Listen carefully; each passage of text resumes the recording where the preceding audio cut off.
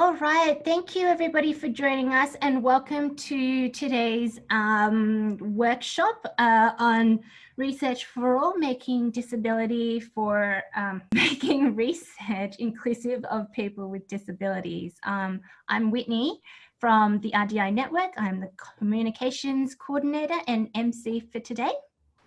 Thank you so much for joining us, and I have to say, Karen, you are correct. It is a bank. Thank you for everybody who joined us on our little riddle. So quickly, just to address some housekeeping is to please keep muted unless you're speaking or you're in the breakout activity. If you do want to chat to us, because we're in a meeting style and not a webinar style, you can unmute yourself to ask Q&A live, but do please introduce yourself. If you have any questions or you'd like to connect with any of the viewers, other attendees here, please do use the chat box. Because it's not a webinar, we won't have a separate Q&A box. We just have the chat box for Q&A and for connecting with everybody. If you do have any tech questions, please do use the chat box, and when you get to select who you're talking to, please click ACFID Learning. That will be Vicky, our awesome tech MC for today, and she will come and help you out on that. If you do want to chat out loud or ask a question to any of our speakers today, please use the raise the hand function on Zoom. So if you click on participants down on the bottom of your screen, there will be an option next to your name that says raise hand. Or otherwise, maybe if I can see you, just give me a good wave on the Zoom. And lastly, just to let you know that this video or this workshop will be recorded and is being recorded currently. The breakout rooms won't be recorded, but the main bulk of the information here today and the panel discussions and the Q&A later will be recorded and popped up on ACFID's YouTube channel so that other people can have a, watch it or rewatch it if you like. So I think that's all of the housekeeping today. So I guess before we really get into it, I would like to acknowledge the traditional owners. I know that we're all probably zooming in from very different places, but I, as the RDI Network, we are based in Melbourne. So I'd like to acknowledge the traditional owners of the Kulin Nation. And ACFID is in Canberra, so I'd like to also acknowledge the peoples of the Lana Wolfe country, acknowledge them as the traditional owners of this land, and I'd like to pay my respects to their elders, past, present, and emerging. And if there are any Aboriginal elders here of other communities who might be here today, thank you for coming along, and I pay my respects to you. Sovereignty was never ceded.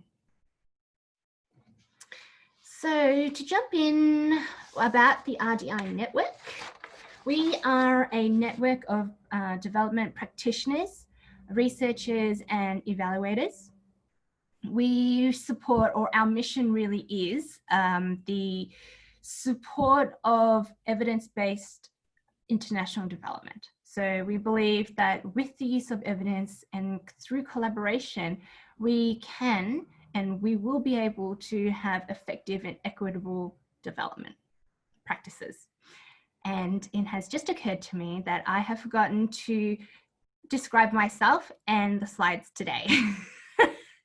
So again, I am Whitney and I am the comms coordinator. I am an East Asian looking person wearing glasses with hair thrown back in a bob. With a headband and with red lips.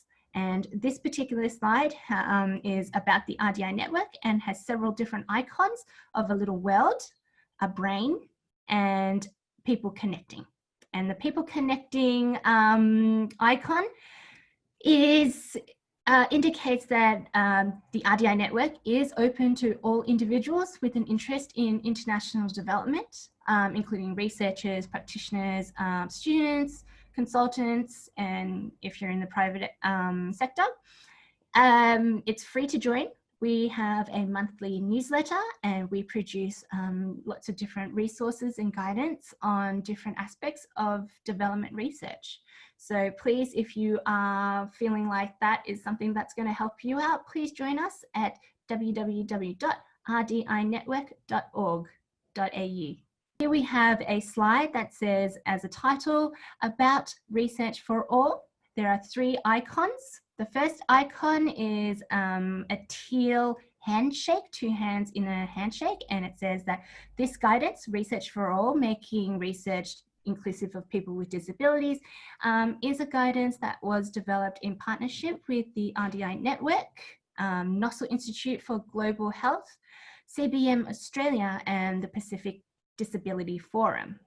The next icon is of 3 genderless people in grey. We acknowledge that is us and the co-authors and me, the MC today, acknowledge the work of the researchers both within and external to the disability rights movement. These researchers have continued the legacy of the disability rights movement to advance disability inclusive research. So without all of their work, past, present, and continuing, is that we wouldn't have been able to put this document together without their experiences and all of their fighting and activism. And then the third icon is a circle with a teal document with white check boxes next to it. And this details that this is the 3rd and final webinar in this series. And we are going to be focusing on section 3 of the guidance document, which is all about detailing the key steps and processes for ethically involving people with disabilities throughout the 4 main phases of the research project. And we have defined that as planning, design, implementation, and dissemination. So we will be discussing from team building, from building team capacity to budgeting to inclusive and participatory methodologies to acknowledging lived experiences and how to go about co-authorship. So I think that is the end of the slides. And this is where I introduce all of our speakers today. So I would like to welcome, we have Mark Purcell, CEO of the Australian Council for International Development, ACFID. Hi Mark, would you like to describe yourself? G'day, I'm the bald, bearded, middle-aged male in the group today. Hi Mark, thank you for that. And then next up we have Lana Wolfe, co-founder and community lead at Edge Effect. Hi, my name's Lana Wolfe. I'm actually the co-director of Edge Effect and the co-founder. I'm a brown-skinned woman with dark, curly, fuzzy hair. I'm wearing pink glasses, a black top, and wearing some headphones. Thank you. And we have and last but not least, we have Helen Fernandez, Partner Support Officer from TIA Australia. Hi everyone, thanks for joining us. I'm Helen from TIA Australia. I have a medium length brown wavy hair and glasses, and I'm wearing a red pink floral top. That's joyful. I'm sitting in the sun because I am based in Brisbane. Oh, Helen, I'm so jealous. I am in Melbourne for anybody that doesn't know that. And I mean, it's sunny outside, but we all know what kind of lockdowns we're having. So now that we've done the introductions, let's jump into some of the questions that I have for our wonderful speakers. So let's start with something really broad. Embedding inclusive practices within the research cycle and the processes really is about breaking down the entrenched inequalities, and that is, I don't know if I could say inherent, but is in most of our research processes. And, you know, to have inclusive practices in our research cycle means that we can routinely and embed that inclusion of people that experience marginalization. So I guess maybe I'll direct the question to Lana, is that how do you bring a team on board with inclusion? Hi, thanks for the first question. And I think I bring a specialty of participatory action research to my work. And so part of the team in the co-design, co-development, co-research, co-evaluation are people of all sorts of diversities. I really focus on, in my humanitarian and development work, crisis affected communities. And so, for example, in the Water for Women project, doing participatory action research on inclusion of people with disabilities in safe, accessible, inclusive water, sanitation and hygiene, it is the people with disabilities that are co-creating the project outlines with me in the very first place. And so for the team, that team inherently includes people with disabilities, it inherently includes marginalised women, it inherently includes LGBT people, because that's actually our primary focus. The question is, how do I get those people onto the team to start with? And that is usually taking a lot of time and energy and effort and resource and field trips to be able to connect with communities, to be able to use local CSO partners to help us to form relationships with communities. And so that's how we create the team and as a team move forward with inclusive practice. Of course, I forget to unmute myself as well. Helen, do you have anything that you'd like to add to that? Yeah, thanks, Whitney. I'd love to echo what Lana says. I have also used participatory action learning and research methodologies because I think that co-design piece is just so critical. And I think also it just takes time. So perhaps if you're thinking about doing a piece of research, I think to build and get ownership by the team, whoever it is, whether it's a mainstream organisation or a DPO, to help them realise the value of inclusive research is a long lead time. So you need to, just warm people up to the idea, because I think people are usually really committed to the idea and they think that's great, but there's often cultural barriers to overcome and to sort of model that and to be able to influence and facilitate links so that process, there is true ownership. I think that it just needs a big investment of time. And I mean, sadly, we can't go and do those field trips, but I would again echo what Lana said, it's relational. So the time in the room with people talking through and maybe facilitating a link with a DPO while you're in country so that there's that relationship, really important. I think once people see that it can be done and there's the relationships there, I think then it has an energy and it's not up to us then just to drive it. It's more co-owned. But yeah, the time investment is significant. Yeah. So it sounds like, this isn't a tick boxing exercise and there is no shortcuts.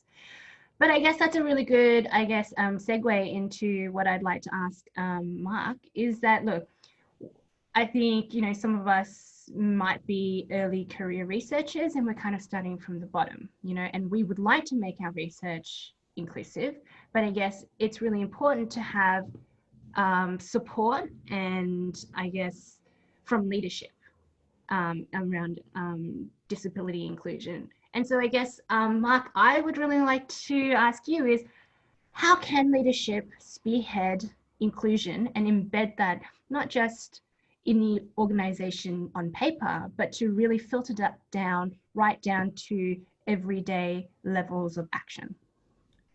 Thanks, Whitney, and hi, everyone. I'm not an inclusion specialist or have experience of that like Lana and Helen, but I can speak at an organisational level.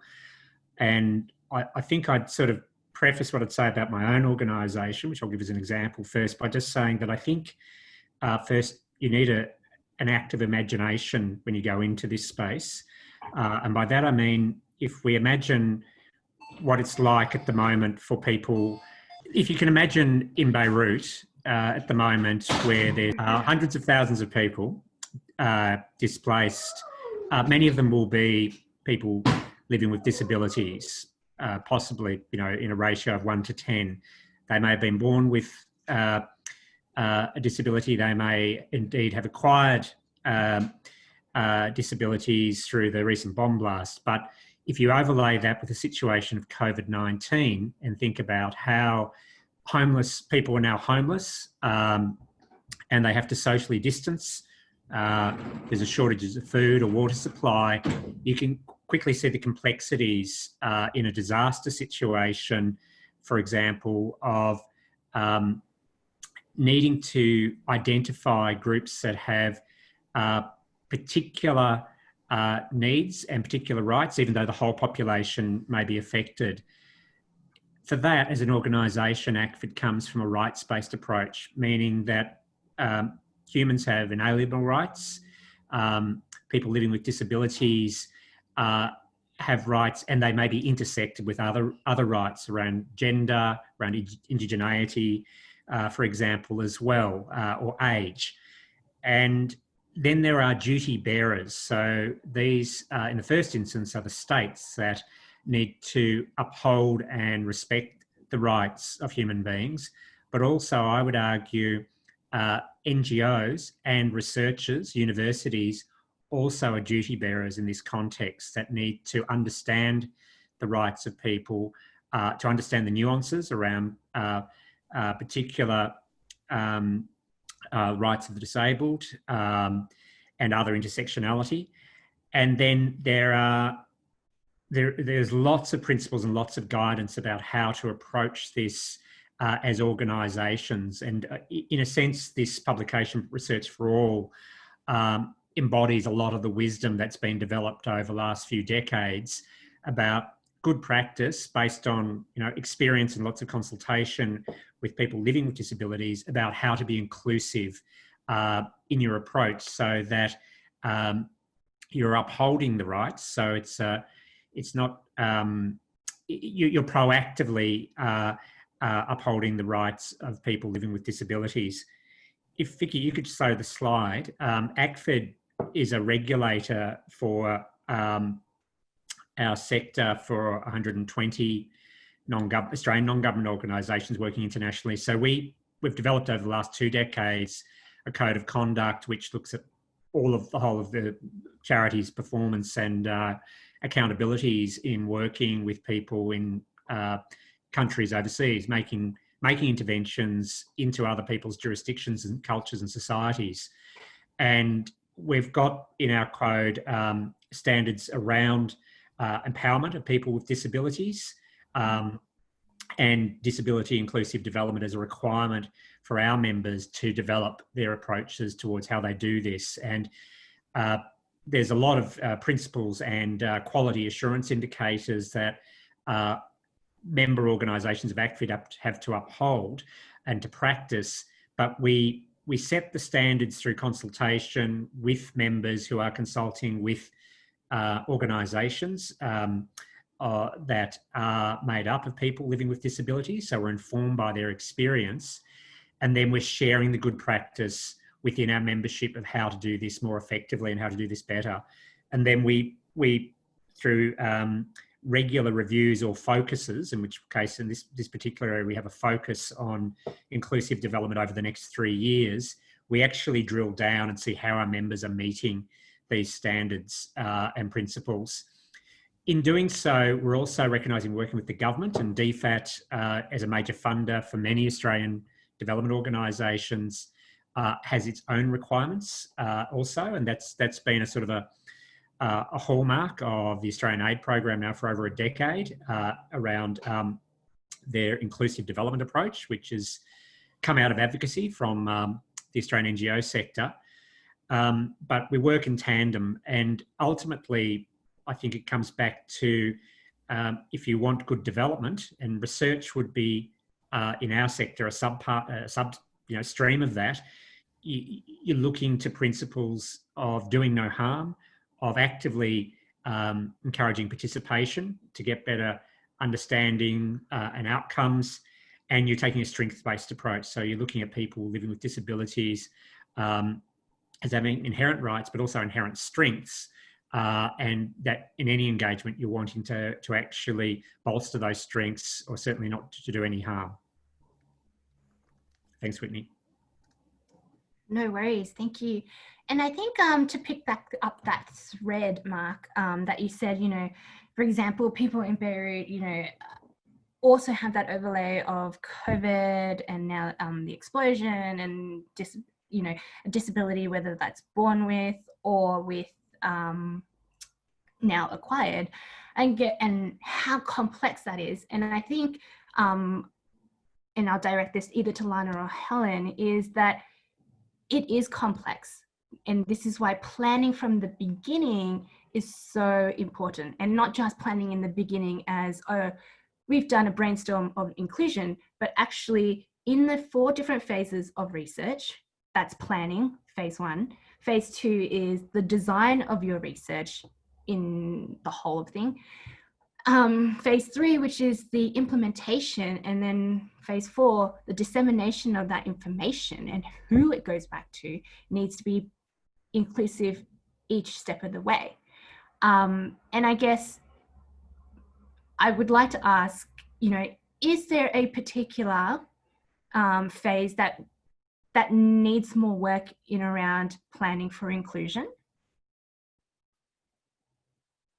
Do you want to go, Lana? I was going to ask if you wanted to go first. Yeah, I was thinking about this, and I think, look, I led a piece of research around psychosocial disability in Afghanistan, Nepal, and India a few years ago, and I think the conceptual stage is really important. So I think it's hard to retrofit a piece of research for disability inclusion because it seems like an afterthought, and then you don't have the true ownership. And one of my major learnings from that piece of research was, look, I had an idea of what the research would look like, what the questions were, and then when we actually talked to our partners in Afghanistan and Nepal and India, they said, oh, you can't do it like this, you can't ask it like this, we're more interested in these things and not those things. So I think going in with a really flexible and open agenda as to, and listening to, well, what is the local cultural understanding, especially with something like psychosocial disability, right? It's very contentious, and that's just here. So, you know, put it into an Afghanistan culture, and that's, you know, yeah, very hard to conceptualize. So I think if you can listen and bring people together and think about what are we actually asking, if you get that piece right, I think then the rest of the process is not easy, but it's, you've got it right from the start, and you've done some planning, and you might have to think at different stages, oh, how do we make this more inclusive, or how do we make this inclusive? But at least the foundation and the idea is right. So I would say, again, like I said before, or like Lana said before, that co-design, helping people really own the direction of the research. That's been my experience, is that if you have a really set idea and then people just think, oh, that's not really relevant, or we don't understand why you want to do research that's inclusive around whatever sector, you've sort of lost you've lost it for the rest of the cycle, I think. But if you can get that really tight, then yeah, I think it goes a long way. Lana, what would you say? Yeah, I guess what we try to do, and I have to say that it's one of the really amazing things about starting your own organisation is that you can do it the way you want. One of the horrible things is you're working 12-hour days every single day. But what we've done is we've talked and built relationships with CSOs all around the world. And when I say CSOs, yes, we're an LGBT organization, but I can think just off the top of my head, a handful of CSOs that are people with a disability that are also LGBT. So, for example, in the Philippines, there's a group of trans women who are deaf that have their own organization. Or in an outlying island of Fiji, there's a group of people with various disabilities that are also LGBT. And the first thing is to think about people as whole people. So there's all sorts of things that we need to think about for them to be able to access and be included in humanitarian and development programs and projects. The second thing we do is we've created a partnership approach so that we have partnerships that we've agreed upon ways of working before we even have a project together. And so then by the time a project or a piece of funding comes up, we already know how we want to work together. We already know what each other's needs are, and we can decide together to apply for that project as partners equally in that project. And I guess that's really what sets us up to be able to be inclusive of every step of the way, is actually that planning step. But I think the other thing that we do that is really, really useful is a lot of reflexive practice throughout the whole project. So every single day we work together, I ask people what worked well, what didn't work well, and what do we need to do differently tomorrow, or what do we need to do differently next time? Because I'm never perfect. Nobody is ever perfect. We're always learning. Things are always changing. And it's not about being perfect. It's about just having those really strong relationships where together we can absolutely do the best that we can. Thank you, Lana. You kind of answered my next question, to be honest, as well. Is what I was going to ask was, yes, you know, sometimes I think if it's co-designed and it's co-produced, it's easy to say, hey, oh, that looks like it's, you know, that's inclusive. But actually, how do you really find out, you know, that your practices were inclusive of people with disabilities and they actually felt that they had ownership, that it wasn't just, oh, they've been included, done. So thank you, Lana. Yeah, you're right. It is about that reflexive practices and ensuring that, again, you see people as a whole. I can see Nazazine, you've raised your hand, and it's quite a great question. Would you like to quickly ask? Sure, yeah. I think I popped it in the chat, but I'll also go ahead and say it verbally. Should I introduce myself, describe myself? Sure, so description, I am a lady with short hair, headphones, glasses, red lipstick, and a purple scarf. And I am a lecturer at Deakin at the Center for Humanitarian Leadership. I'm a lecturer in humanitarian studies, and I was also on the steering group for the guidelines. So this is really, really exciting to be here. And I'm learning a lot about disability inclusive practices, because I don't do disability specific research, but I'm looking to be more inclusive in my research practices. And yeah, I had a follow-up question, Lana. I think this idea of, you know, setting up ways of working beforehand is so important. And I feel like in academia, I often see this kind of chasing the grant, like, okay, what grant is out there? Okay, who can we get as our partner to make this look good for the grant? And that's not how I want to operate. And I think it's, you know, this idea of setting that foundation first is so important. So I wanted to hear a little bit more detail from you about that, maybe a little bit about that process and any kind of best practices that you can share. Thank you. Sure, just really quickly, and I do have a response to Whitney's question, the next question, but to answer your question first, I guess we did it in a really typical way. We are a small organisation. These kind of pieces of work do not get funded, they're not project-based, and so we had an intern that did a literature review on what were CSO's experiences in partnerships with the INGO and the UN community or UN organizations. And there was a lot of literature and it said all sorts of things about power and not having power, about being in positions of being seen as a token, and not really having any decision-making processes or decision-making space. And so from that, we then went and we created a survey with everyone that we had worked with or we wanted to work with. And we have quite an extensive network. And we asked them, the CSOs, you know, what would you like? How would you like to work with us? What would you like a partnership approach to look like? Do you just care about projects, or do you want to build a relationship with us? And so we ended up developing a ways of working document that we sign a formal partnership document with people about how do we work with each other? How do we support and advocate in a way that doesn't have anything to do with money or specific projects? So how can we support each other as small organizations? But then when we have projects, how do then we go about going through that process of designing and bidding together as partners? And what do you want from us? So each, with the partnership approach, each partnership is a little bit different. Each contract is a little bit different. They get reviewed every year. You know, we go through an individual process with each CSO around what our specific needs as a partnership around our ways of working. So it is really intensive, but in the longer run, it's so much more successful. It's so much easier to, you know, bid for projects together. It's so much easier to work together in projects because we're not just getting to know each other and getting to know how each other works or what each other's needs are.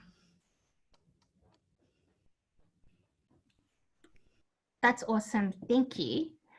Did you have something to add, Mark? Yeah, no, look, I think it's just as a development NGO, there may be some parallels with researchers, but we're coming from a position of privilege and power when we go into communities overseas that maybe have little income, and people have a variety of pressures on their lives, including living with disability. So I think in the same way as in disasters, it's really poor practice to just, as an NGO, fly in when there's been a natural disaster into somebody else's country and try to start helping.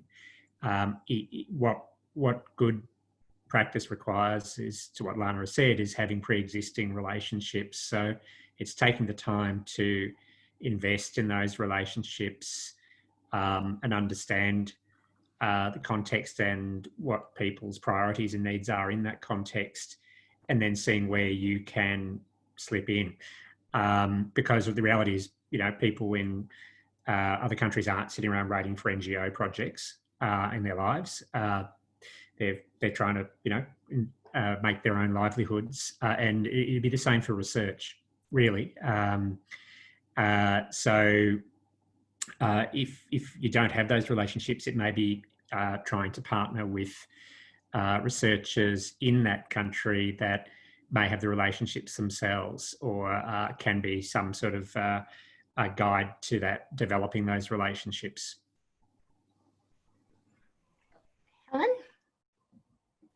Yeah, I think just to echo what Mark said too, that I think sometimes research with people with disabilities can be extractive, and I think that experience. So my husband has a disability. He's from East Timor, and he would talk about, you know, in East Timor the population is not high, but there's a very high population of NGOs, and so I think, you know, if you're a person with disability that's involved in the NGO sector, you can feel sometimes that you're involved in everything, and how much ownership do you have of that, and does it actually help you in your work? Do you see it helping your friends and colleagues with disabilities?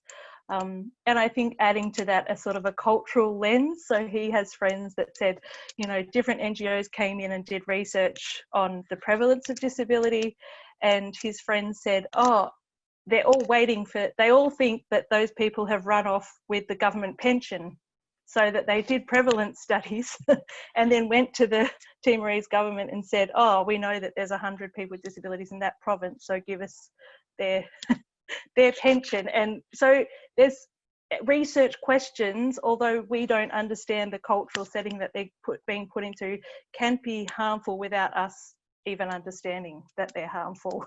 So actually then in Timor and some of the provinces, people are very suspicious of NGO researchers going in around disability because they're wondering what the motive is, especially if you don't see benefits or improvements coming back to you. So I think, look, that really opened my eyes to the importance of like that historical trust-based relationship and with in-country partners who have existing trust.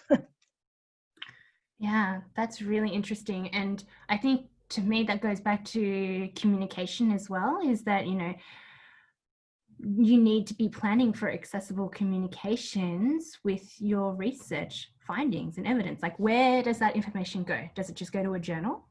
Does it go to a programming? But then what about the people who actually contributed to that? Where do they get that use of information? And just checking on the time, thank you for such a great conversation. But we're going to go into some breakout rooms so that we can actually discuss some of this a little bit more. So the purpose of the breakout activities is to engage in curly questions in conversation with each other, so that we can understand disability inclusive development a little bit more, and also just have a space to ask questions and help each other along this journey on how to be inclusive of people with disabilities and in our everyday general lives. So we are going to break out into small breakout rooms. This will be done automatically by Vicky. So you don't have to do anything. You just, a little pop-up will say, you are going to join a breakout room. The breakout rooms are not recorded. And each room is going to be facilitated by one of our speakers.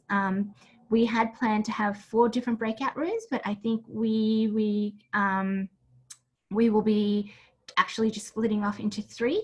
We have less people this time around, so that's okay. I will join one of the hosts. And then because we're running a little low on time, we won't be doing the rooms for 30 minutes. We will be doing them for 20 minutes. And ideally, when we come back to the main room, it'd be great if somebody could share a little bit of the things that they talked about in the breakout room. So the activities that you get to choose from, you don't have to do all 3 in 20 minutes, is activity 1 is to think about writing image captions or how you would verbalize descriptions, like we've been trying all day today, or I have been trying today and I keep forgetting. And this activity is actually attributed to Kylie Findlay, who is an awesome disability activist. She did do a workshop that I attended earlier this year where this idea was floated. Activity 2 is to think about accessible communications. So with your group, think of a project that you have either worked on, current or past, and discuss different types of accessible communication and dissemination options. So think about what your research findings does, and does that go back to people with disabilities and how they can use it to self-determine their own lives. And activity 3 is to read a case study C, and to just break down, I guess, the different phases in that case study, and to think about the different methodologies that you might be able to use to include people with disabilities and how you might go about that. And I think your facilitators will be your facilitators will have a link to the the document online, so you will be able to view the document online and go find the different figures and case studies. Welcome back, everybody. I hope you had a wonderful breakout session. Yes. We've lost a couple of people. Ooh. But yes, I would love it if anybody wanted to share anything that they got out of the breakout room that they'd like to let everybody else know. Anybody want to pop their hand up?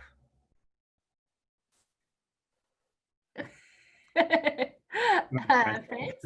If nobody else has anything they'd like to share, I'm happy to. Because I hijack. Oh, my name is France. I am middle-aged, white, short, red hair, and I've got white earbuds in. And I was saying, I hijacked our breakout session to ask a question about an evaluation I'm currently doing, monitoring, evaluation and learning for a small disability advocacy organisation in Melbourne, of a small series of workshops that they're piloting. And I had high hopes of full inclusion, but actually quite a number of circumstances constrain the level of inclusion that I can extend, I suppose. The organisation is very, very small. They have one paid staff member. They're working with parents of disabled children, not disabled people themselves. And the whole thing is being done online. And so I'm having to work out what are appropriate levels of participation at each of the research stages.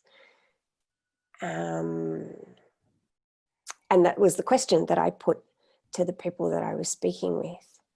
And it was really helpful, the ideas that I got back, particularly in terms of scaling back my expectations, that sometimes whilst we may want full participation, what we could consider instead is the removal of barriers and reasonable accommodation,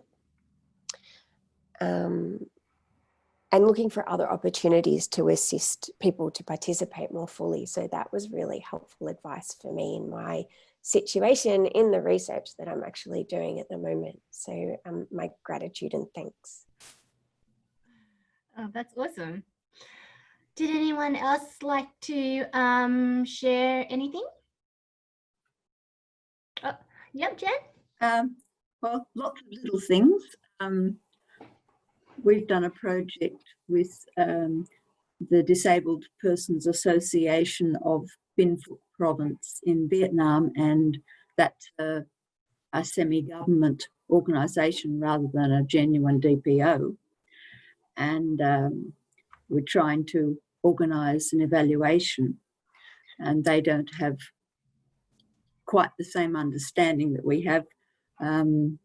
Anyway, Karen was able to tell me that CBM have a branch in Vietnam, and they have a good working relationship with the DPO there, and she's going to try and put me in touch. So that was one really helpful thing.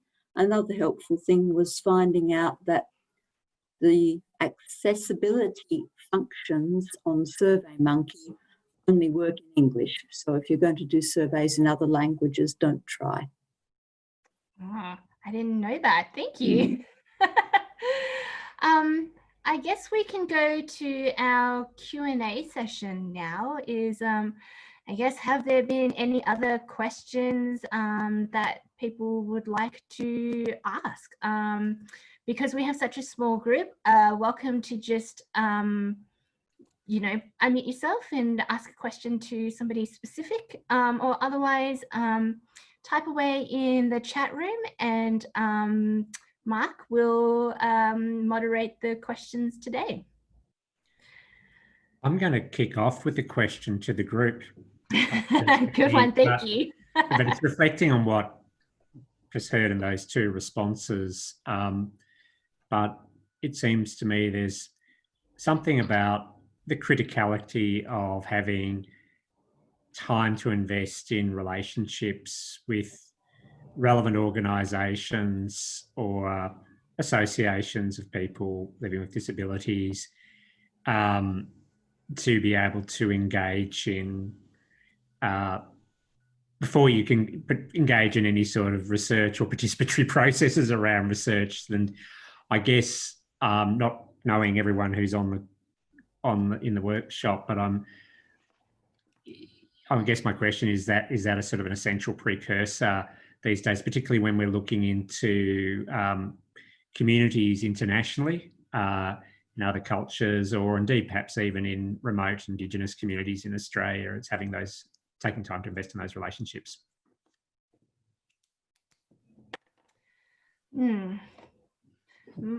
My understanding is definitely yes, but does Lana or Helen have a much more eloquent way of addressing that? I'd also love to hear from anyone else in the group if you have a response. But one thing that I loved about the piece of research we did was that, like, I'm not a researcher by background. We had a partnership with NOSL, and they were really great at kind of advising, you know, around getting ethics approval and the rigor. And then, but they also said this is great because TIER has that long-term partnership with in-country NGOs and GPOs. So that kind of partnership where you can, I guess, make use of each other's skills in a really novel way. Like, we've all learned a lot about research from our partnership with NOSL, and then they said they loved it because they could see how the research made a difference to the projects on an ongoing basis, which is not something that they would usually be involved in. Usually the research would be published and they might not have that connection. So I think, you know, partnerships, I mean, it's always easy to say partnerships, but for us that was a really successful and lovely way. I felt also that I learned so much around research from them. So thanks, Helen. What about just for others in the group? Again, not knowing everybody's background, but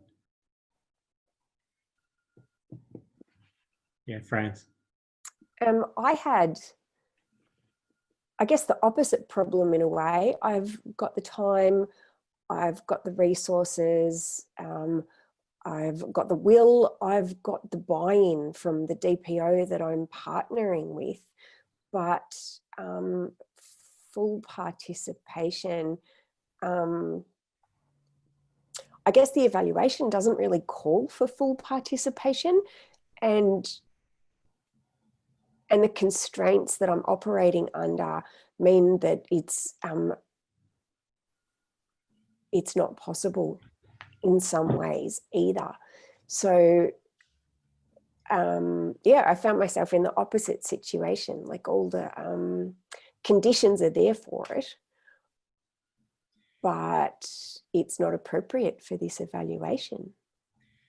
And when I say it, I'll just clarify, full participation isn't appropriate for this evaluation. So what I have to do is work out which level of participation is appropriate. But I'm guessing just your example though wouldn't be unusual in that lots of places, including here in Australia, DPOs might be very small groups that have been set up to support each other, or you know, yeah, parents or people living with disabilities perhaps, and so they would have significant constraints. You know, they have their day jobs, they have no money, they have one employee, they're doing a variety of other priority things, and so in a sense that those constraints, going in and understanding them. While you say you have constraints, I mean, it's probably more, I can hear that you've come to appreciate their constraints, and so, yeah, tempering ambition or recognising that that's the context enables you perhaps then to yeah, to have a sort of a realistic approach. But I'm speculating. I'm wondering if there's other people in the group who can relate to this example.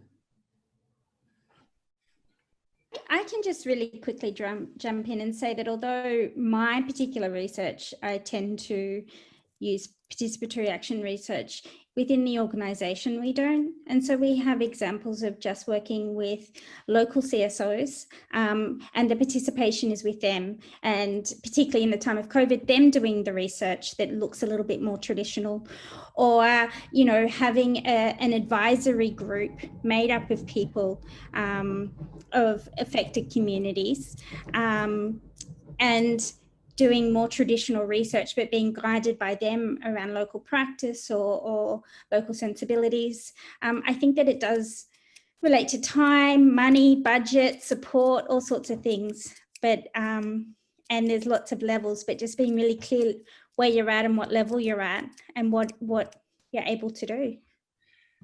And Lana, when you want to do research and you're working through a local CSO, I mean, from your experience, what allowances and support do you have to provide to the particular communities you might be wanting to access and work with to enable that? You know, what have you done? Oh, we do all sorts of things. This is one of the areas of work that we do a lot of capacity and capability building. And so we do everything from, you know, negotiating, well, who pays the local CSO, like the local workers, for example.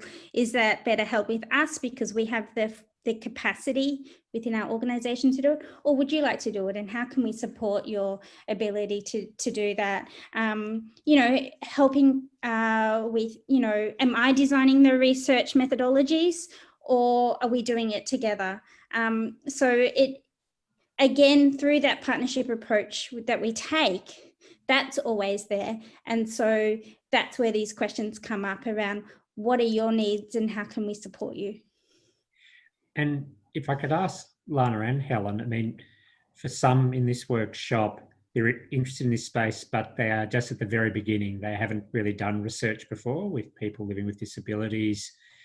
But, you know, if you could distill, like, what would be the first critical steps that you need to take as you're beginning in this space, what would you advise? Helen?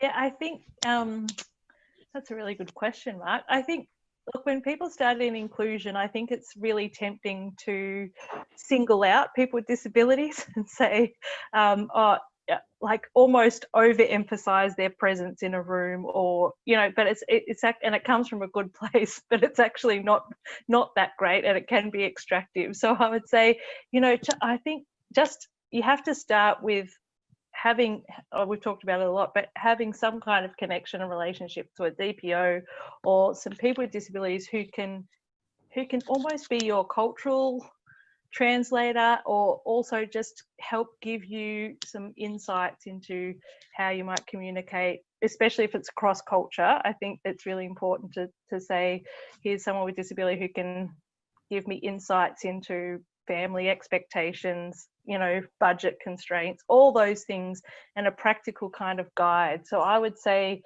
that kind of really practical, you know, how do you actually include people without singling them out and it being a disrespectful thing. And I think too, like, yes, we can create inclusive environments and research pathways, but actually the choice is still for a person with a disability to be included or not. Just like you or I, you know, we might be invited to take part in a survey. No one's going to force us to do it. You know, so I think we have to understand that we don't control those things, and that it has to be a choice and an invitation. And yes, we can do all our things to make the pathways, the environment, the research inclusive, but at the end of the day, that's up to people if they want to be involved or not. So just remembering that, we're our kind of, that it's a choice, and I think that's a respectful and inclusive thing. So thanks, Helen. It's really insightful. Lana, do you want to add?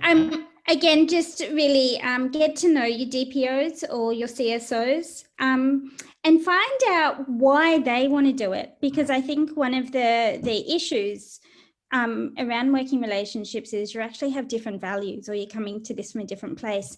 Maybe they just want some money so that they can actually pay someone to do a bit of work like that they're already doing within the DPO, or maybe you know, they're really focused on something else, but, you know, they needed some organizational budget, or maybe they're really passionate about this, or maybe they see it as a stepping stone. Let's not pretend that everyone has exactly the same goals, and just build that relationship with them and meet them where they're at. Thanks very much, Lana. I'm wondering for others of you in this workshop, if you have other questions or other experiences that you'd like to share with the group. Yeah, I have another question if I can ask. I'm thinking, especially now in COVID times, but I think even post-COVID, the world will not go back to the way it was before. This idea of traveling and going to meet people and sitting in the same room together just isn't how we're going to be doing things anymore. So I'm curious to hear some kind of thoughts around, you know, building these relationships remotely, and also around inclusion in the tech space. And when we're using, I think there's a lot of opportunity when we're doing so many things online, you know, to make things more inclusive, depending on whatever particular audience that we're looking for or working with. But I think I will say myself, when COVID first started, the first couple of weeks that everything was suddenly online, I was like, oh, this is so great. Like, I have access to things I didn't have access to before. How great.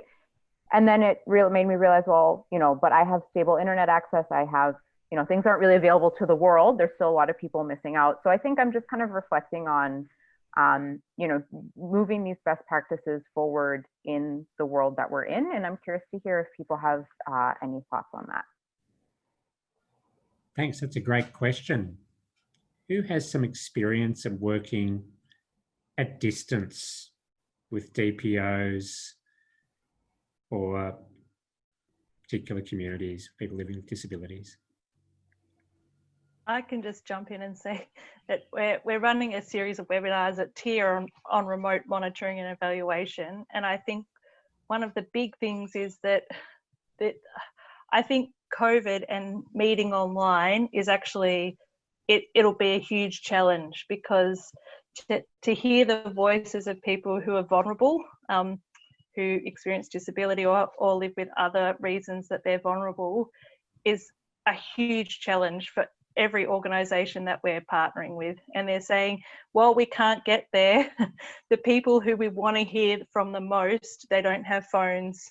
And if the, you know, village leader has a phone and takes it to the person, you know, are there safeguarding issues around what they're coerced to say? Or I actually think it's a huge, huge challenge that tech is a huge divider, and we've found that with our partners, but then they found that in, you know, trying to connect with people in rural villages. I mean, we work with partners in Somalia and Afghanistan who often do remote monitoring, but while they can't get there, they're just saying the thing that we're missing is hearing the voice of people, women and people with disabilities. And I think we have to find new ways of doing it, but I'm not sure what they are yet. So I'm sorry, I haven't really answered your question, but I think it is the great question. And I think going forward, maybe this will change. I'm in the NGO space. I think that south to south partnerships and learning and using local knowledge, I mean, we're going to have to think a bit more creatively about all those things. Anyway, they're just my thoughts, and also reiterating your question. I love, I don't actually have an answer either, but I just have to say that I love this question, and I love that we're starting to really think quite creatively around how we disseminate information. Again, as I'm a little biased, I am the comms communicator. This is where I love doing things, but I think, yeah, I think tech is a huge divider. And I mean, some things that I have been a part of, and not just at RDI Network, but it's actually going back to really low tech solutions. You know, I know that not everybody can write a letter, but sometimes, you know, just drawing a picture, or I think Lana was saying in one of our breakout rooms is to use the photo thing. So, you know, can you just email like a bunch of cameras to people? No, but you know, for me, I haven't got an answer, but I love the fact that we're starting to really think super creatively around our comms. And, you know, I love that. I think one of the examples that I've used I think in our group actually is the storytelling and using the audio function on your phone or on a tape recorder and going back to doing that. And even just for myself, my son is doing homeschool because, again, I'm in Melbourne, but the first time round was really difficult because they had instructions on the computer.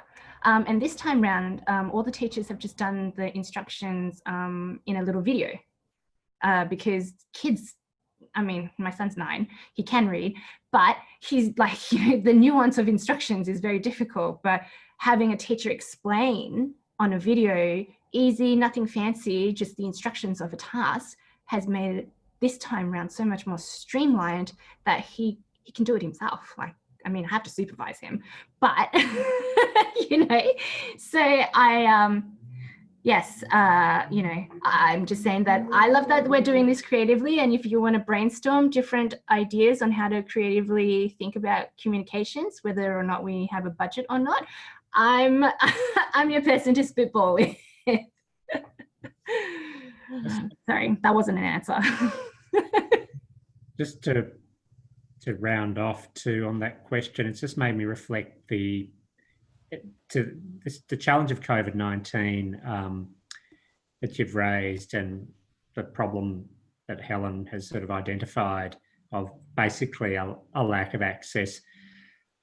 I think then perhaps for researchers, you're in a similar situation to international NGOs in that your primary option is then to work in a localized sense with a DPO or a local community-based organisation in a regional centre where there is internet, you know, connectivity. You can communicate with them, but they're going to be the ones that have access to the communities that perhaps, you know, previously you'd want to work with or research.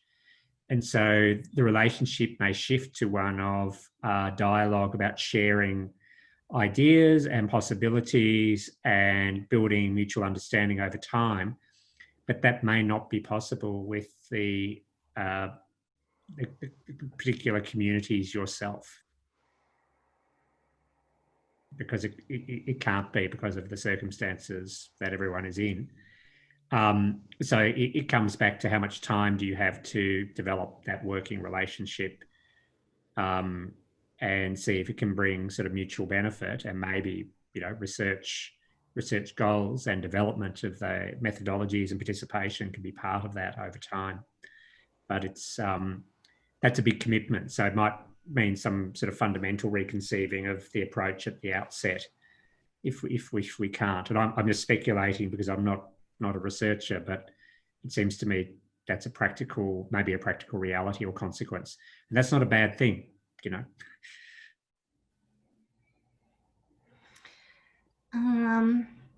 I think we have a couple more questions, and then I think we have to call time out on this webinar. I think one question is for Lana and one is for Helen. If you want to wrap up, I can, because I think we're running out of time, I can write the answer. Okay, awesome. Okay, that would be great. That last question, Franz, will be emailed to the participants, but I do want to thank everybody for coming along to this webinar today. workshop today. Thank you so much, Vicky, for handling all the tech stuff. Thank you, Mark, for joining us. Thank you, Lana and Helen as well. You have been so insightful, and I think that all of us have learned a lot. Thank you to everybody for your time in attending. There will be a link sent to you with a recording of this sometime when we get it up and cut. And please, there is, as always, a feedback survey that I'd like to ask you to please fill in. Vicky is going to pop that link up onto the chat, and I promise you it will take a minute and a half. So if that is possible, thank you again for coming to the workshop. I hope you had some amazing takeaways and go away with, I guess, a personal commitment to doing something a little bit differently. So thank you, everybody. And I think, yeah, thank you. Bye. Thanks all. Thanks. Thank you. Bye. Bye.